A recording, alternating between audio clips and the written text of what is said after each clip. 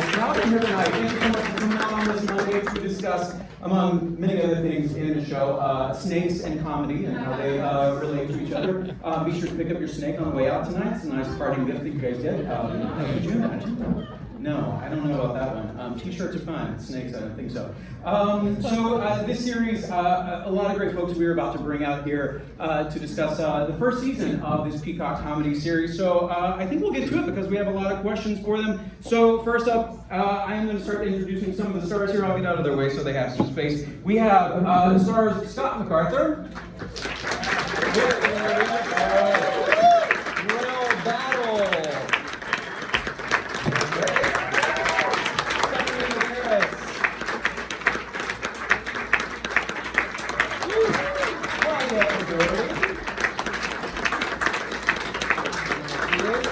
Executive producer and star Craig Robinson. And executive producers, showrunners, writers, Dan Goor and Luke Del Tredici.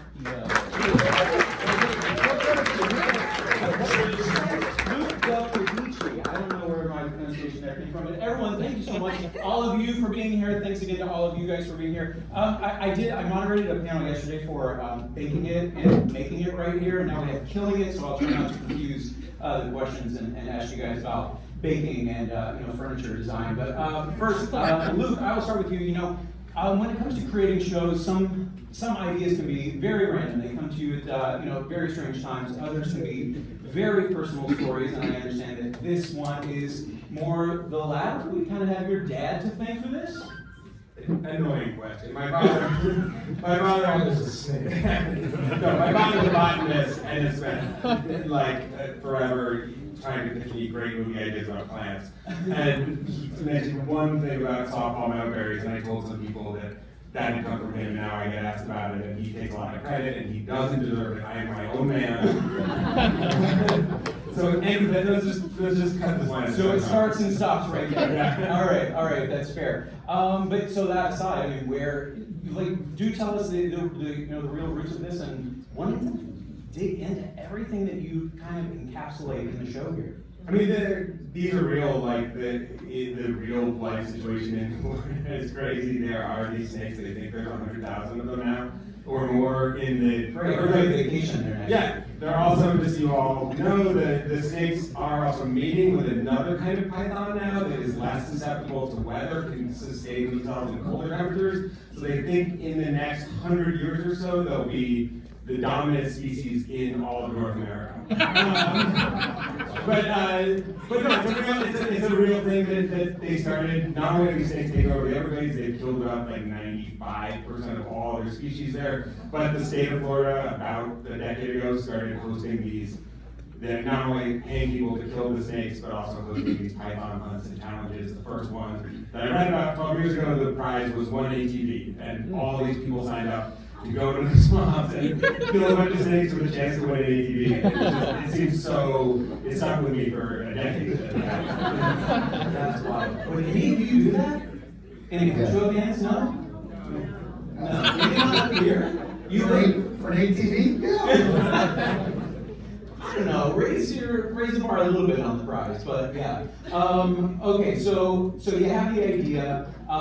How easy or difficult was it to get someone to buy into it? Well, I think the other thing to note is that this really all started when we met with Craig and Craig's manager, Mark Schulman, who's executive producer on the show. And we worked with Craig on Brooklyn Nine-Nine, where he was the Pontiac Bandit. And we all enjoyed working together a lot, and so we decided to do this show together. So once we had this idea, and also had the magnificent Craig Robinson on board, in terms of how hard was it to sell it, I think Craig could walk into a room having just woken up and say he wanted to do a show about chef's cereal mix. And they would buy it. I don't know that that's true. All right. But really amazingly, Peacock was completely on board right after that. And the studio was completely on board. And so they've been great, I know that sounds like such a show, but they've actually been great partners in this whole thing.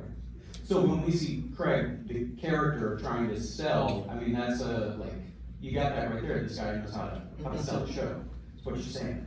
Yep. That's what I'm saying. Well, with with Craig on board, I mean, you guys, like I said, you have worked together several times. What do you kind of attribute to the sweet spot of those collaborations, the secret to what makes them so good? Craig is just like the most talented person. He's such an amazing comic performer and real actor, and I think. No, but Dan and I have worked with a lot of people, great comedians. Dan worked on Parks with Aiden Poehler and Nick Offerman, and we worked together with Sandra Brooklyn, and it's really hard to just write comedy and then have actors who are you can write comedy and have actors in lines and it's fine, and they can be funny, but when you get people who are truly funny and make the material so much better, it's so hard to go back. And not have that anymore, and there's just not that many people who are just true geniuses at being hired a show, and so as soon as you have Craig, you're just like, okay, whatever we can have the show go. Yeah. Well, in addition to Craig, the man, and Craig, the character being funny, the character is also a really, this is a complex, layered guy that, we're peeling back the layers actually pretty quickly on him. So as you were kind of, diving into what makes him tick, what was really exciting about you, about him for you? It's all his relationships that makes it exciting about him for me. Between his brother, having this contentious kind of always at each other's throats almost, but they turn around and have this love. He's got the ex-wife that he's dealing with, and his daughter, and then you'll see he's got a new enemy, and Brock, played by Scott, comes down. But of course, once he gets to know Claudia, once they get going, it turns out to have I see it as like a little sister relationship. So it was interesting to have, how to go to all these different places for those characters. Was there any aspect in particular that you related to most about Craig? His determination, just being an actor, you get turned down over and over and over and over again. So you gotta have something inside you that says, okay, forget that, and live to fight another day. I'm going to do this. I'm going to conquer this. So that kind of resonated with me. And also his first name. Oh, yeah.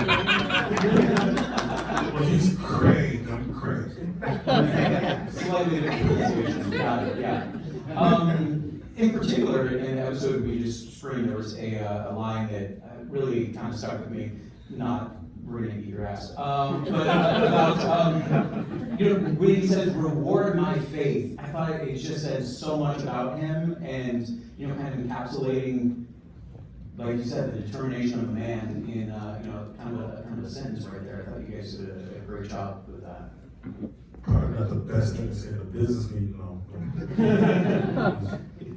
Yeah, I mean, we talked a lot about it when we were writing the show. That really, I think what really unlocked it for us was this idea that for Craig and for a lot of people, this belief in the American dream, this belief in a capitalist system that sort of rewards hard work and determination it's almost a religion.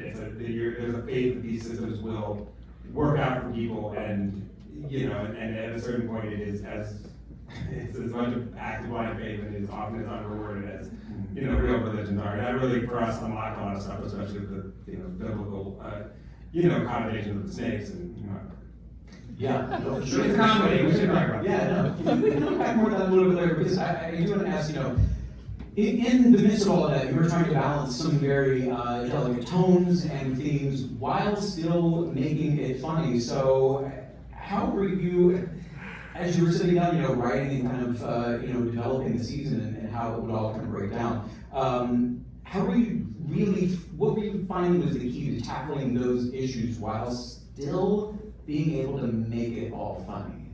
I mean, I think that our primary goal was to make it funny. And then, so I almost think the question, not to reword your question, which was a great question, is how do we still have these themes when we were making huge swings and putting Craig out there and all of these characters? And I think it's just because we're incredibly talented.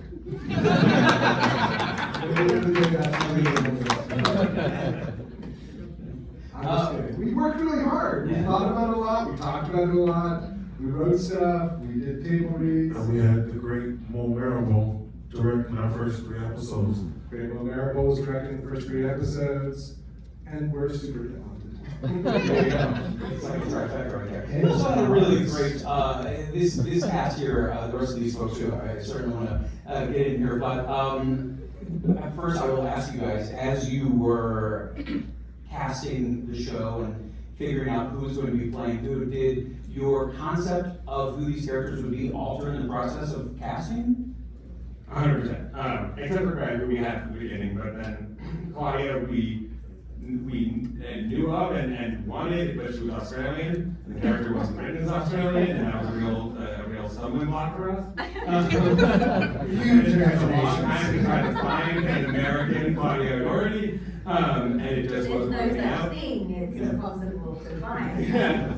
And then we realized it was just, the show was written so much to be about America, and that character originally was very much like from Florida and a certain type, and then we realized that we couldn't find an American Claudia Doherty, and there's so few people who have her skill set, and we decided that actually it would be also interesting to make the character an immigrant and to sort of see the American dream from the perspective of someone who wasn't born here, and that really allowed us to cast her, which then made everything a billion times funnier. And yeah, everyone else is. I auditioned for the snake. That went a very different direction. Yeah. Anyone else along the way that you had written one way and veered another? No, I mean, I think it's more just that we Brock was supposed to be super sexy. Then we cast Scott, and he became even sexier. Thank you, Dan. Thank you. The first thing these guys said were, so like Luke at lunch goes, and then as the season goes on, you'll be in this like ghillie suit, which is like camouflage Navy SEAL thing. You're gonna rip it off with you and thong, and you're gonna catch on fire, which is like that's like way down the line. This is a true story. Scott, after auditioning, he emailed us and he was like, hey, I hired a snake trainer and I did a little scene with him in character, and he sent us a 5 to 10 minute long scene that he'd done as Brock with 3 snakes draped on him. This is not a Release the joke. tape.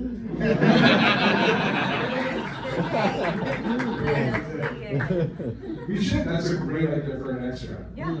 Only in Los Angeles can you source 3 pythons in a matter of literally 6 minutes. It took the second call down on Google. I said, can I borrow those pythons? And they, yeah, sure. I said, do you care what I say? And he said, you can say whatever you want as long as you pay me. But Claudia, on Inside Amy Schumer, didn't you have the sketch that you started in? I think you also wrote about being a snake doctor. Yeah, snake doctor. So that ended up becoming like inadvertently your audition tape for this, perhaps? Well, I did try to use my experience with snakes to make them realize that I'm very comfortable with snakes. But the fact is that when we shot that sketch, a horrible thing happened because the snake went inside my clothes. And, It's still there. and then it shit inside my clothes. But I didn't really want this job, so I sort of acted like that was fine. I did it again. For the job. You got to see the translator. She's like, shit. It was bad. It was a really bad day, but nothing like that happened on this show. A nice show. Very happy to hear that. The relationship between your 2 characters, Craig and Claudia, is, I mean, you kind of described it as brother-sister, but I'm wondering what for the 2 of you just enjoyed about developing in that dynamic. Well, for me, it was so nice and easy because I just think Craig's so funny. So I didn't really have to try to create a dynamic, and I felt very safe with Craig, and like I could just kind of be as funny as possible around him.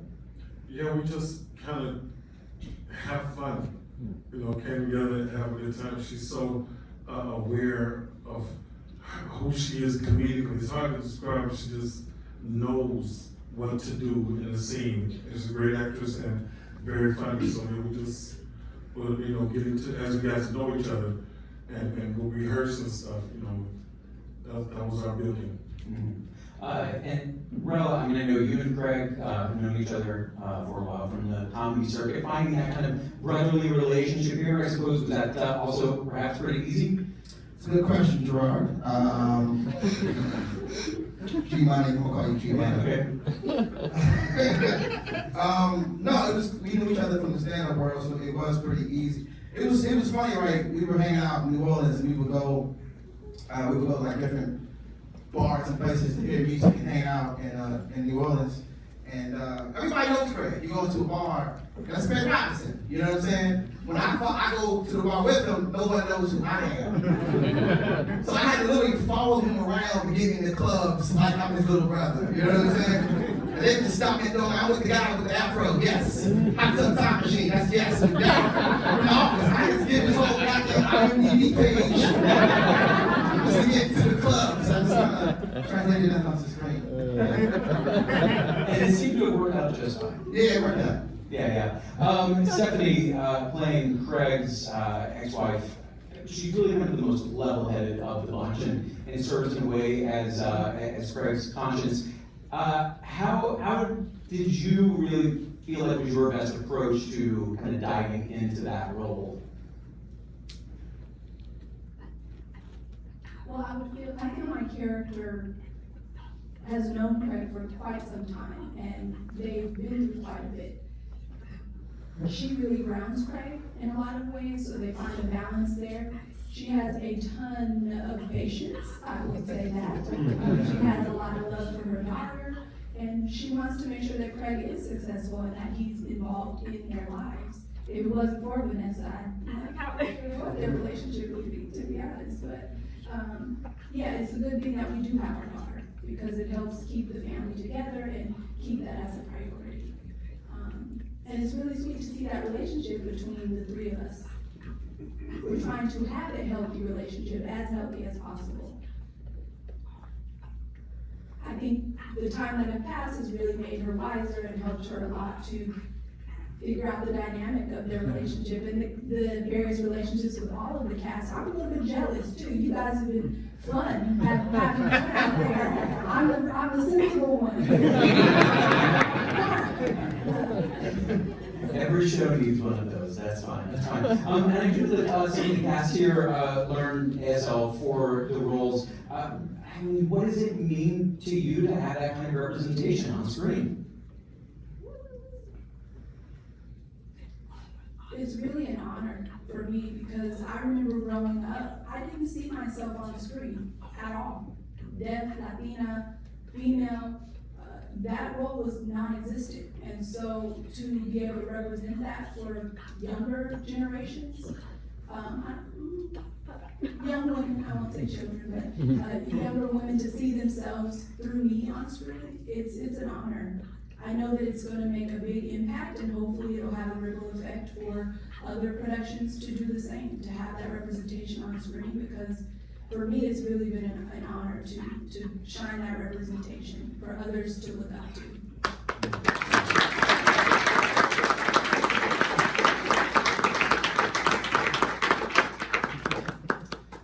Scott, I gotta ask about Brock, because this guy is quite a character. Just the way you said my name, you go, Scott. I want to hear what you have to say about this guy, because he's so many things which you guys did feel. I mean, go home if you have not watched already. Keep seeing what this guy does. Well, first of all, I want to know how much of a say did you have in a certain piece of wardrobe? Actually, a lot. I have a lot of text messages from Scott about the thong he wears, a lot of options, dozens of them. He was very engaged.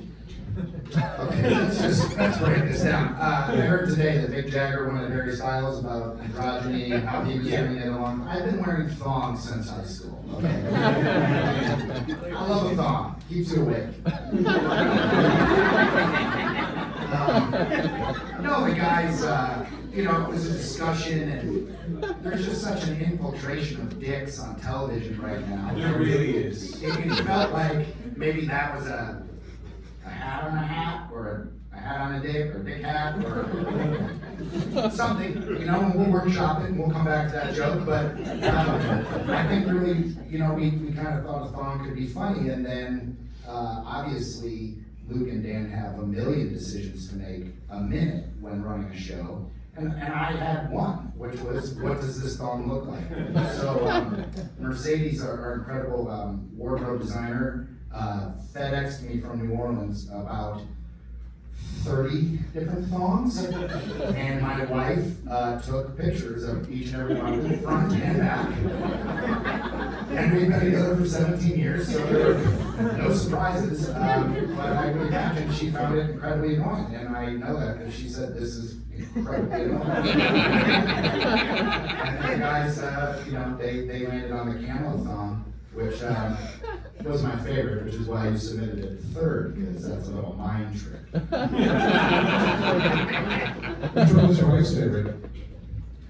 Me out of the room. In pants. There were a lot with American Eagles with the beak right in the front. Love the eagle one. Yeah. There was a great wolf one, but without getting too specific, I thought the wolf's nose was a little too high on the... Not as flattering.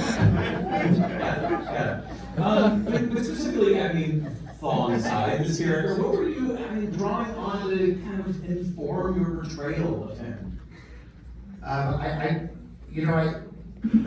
I just thought that a lot of it was about the relationship with his son, and just kind of arriving at a place in life, which I think is very, well, I don't know if it's universal, but it certainly felt very relatable to me, which is, I'm 42 years old, and I think you can always wake up and just kind of look around, and it's like the Talking Heads song, like, this is, how did I get here? Like, this is not my life, or you might want something more than you have, and Brock certainly is in that station. And then specifically to the time we're in now, I think there's like such a changing landscape about how things are working or not working, how people are getting to where they want to be or getting the goals. And I think for a guy like Brock, who tried to do it just in such a traditional way, to have the rug pulled out from under him, there's a lot of resentment and a lot of anger, but it's mostly coming from pain.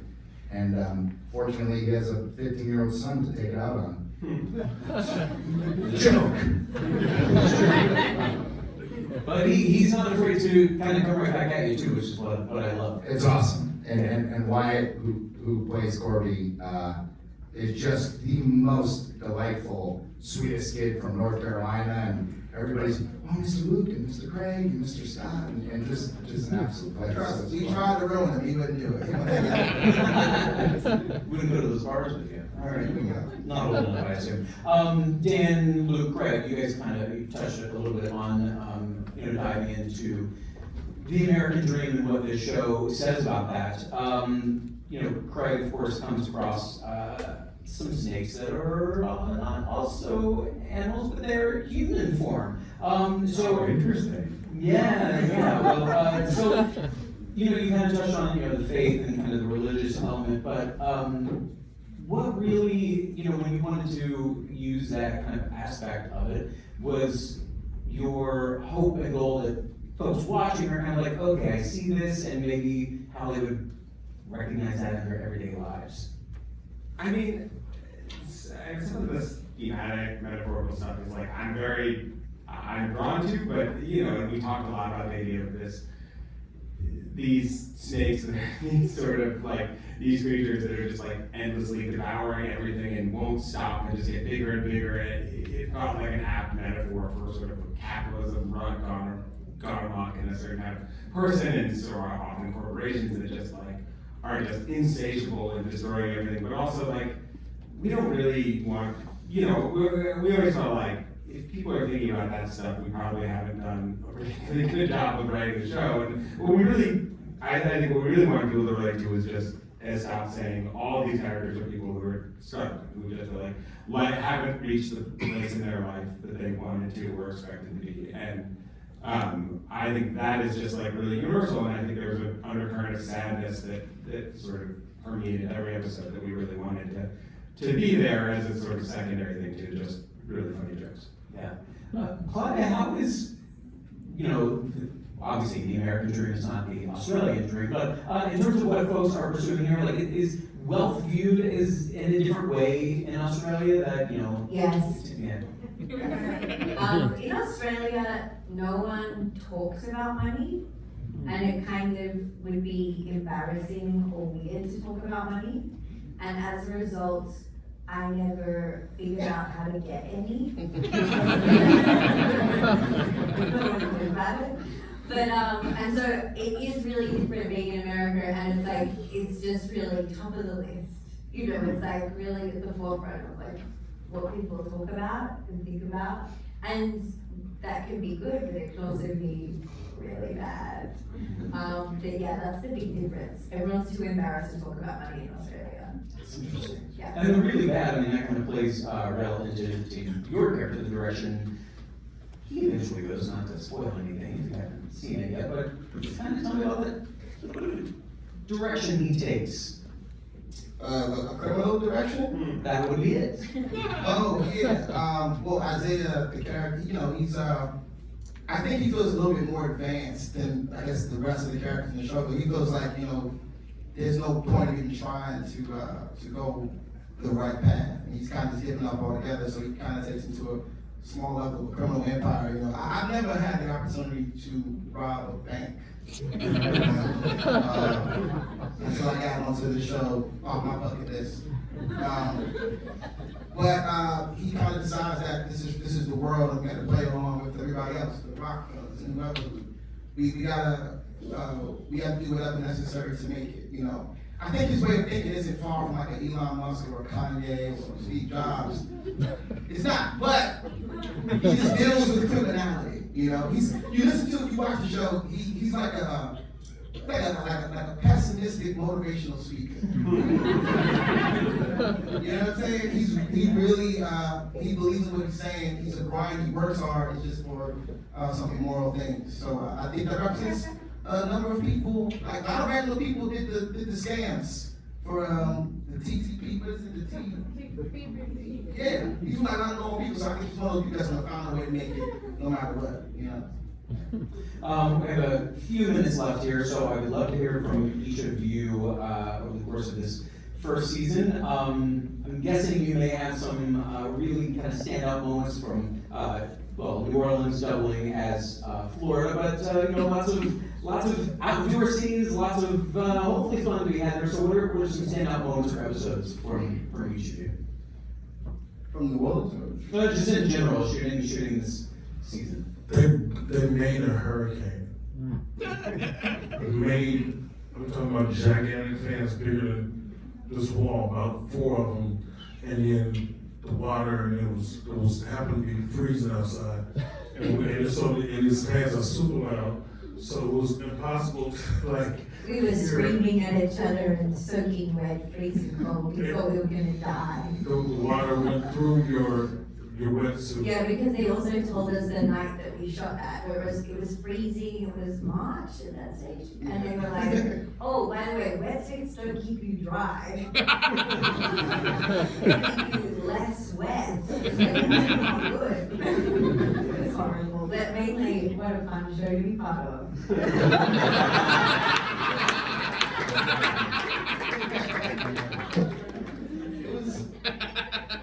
It was something about New Orleans that New Orleans is probably my favorite city outside of my hometown, DC.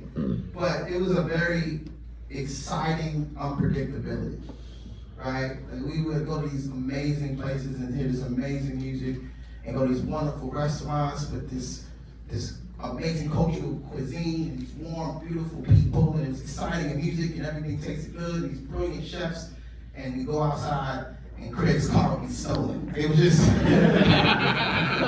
Craig's car was just gone, right? And we go inside and say, hey, somebody they stole Craig's car, and they like, that's just how it is in New Orleans, man. You come to New Orleans, that's just what happened, man. Rite of passage. Right. And Craig's so chill and laid back. He's like, hey man, that's just doing. He's like, well, I'm freaking out. We gotta call somebody. Investigation. Where's Ice-T from SVU? We gotta call somebody. But you kind of just don't. It doesn't really bother you. The people are so beautiful and energetic. It's kind of like, hey man, chalk it up to the game, and Peacock's paying for it. You know, a couple nights after that happened, I went out to dinner with a friend of mine from New Orleans, and he invited a friend of his, and the guy shows up to the table, and I meet him, and he says, hey, I'm Kevin, and the mutual friend says, you know, Kevin's a cop down here. I said, oh my God, you're a cop. I said, listen, I'm working with this guy, his car was stolen. He said, yeah, you talking about Craig Robinson? I said, yeah, how'd you know that? He goes, well, because I'm a cop. I also was the guy who took the report. I said, what do you think? You gonna find it? And he goes, yeah, we're gonna find it. Let's just do all this, baby.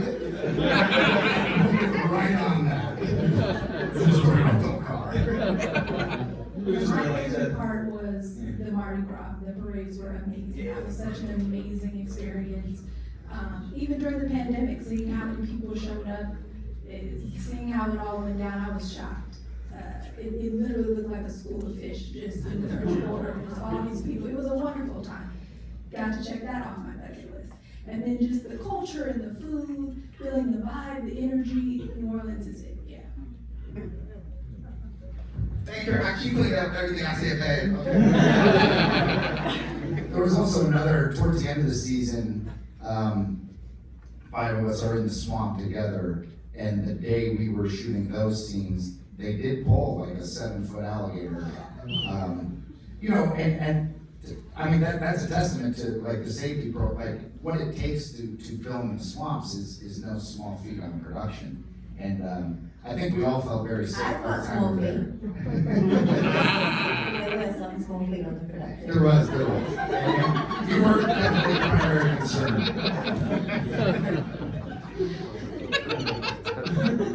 You guys a favorite moment or even a favorite episode?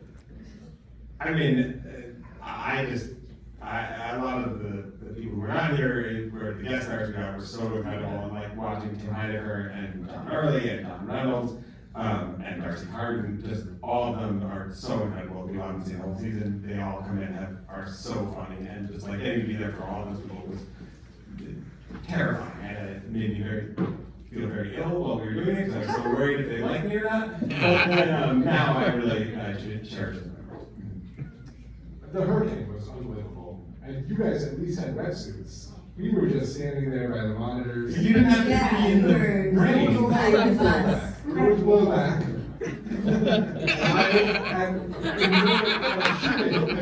I had to go to a sporting goods shop and get Long Johns. Right. That was so cold. Yeah. You don't think New Orleans is being cold, it was Right. very cold. Yeah. And Especially by those space heaters, by those monitors.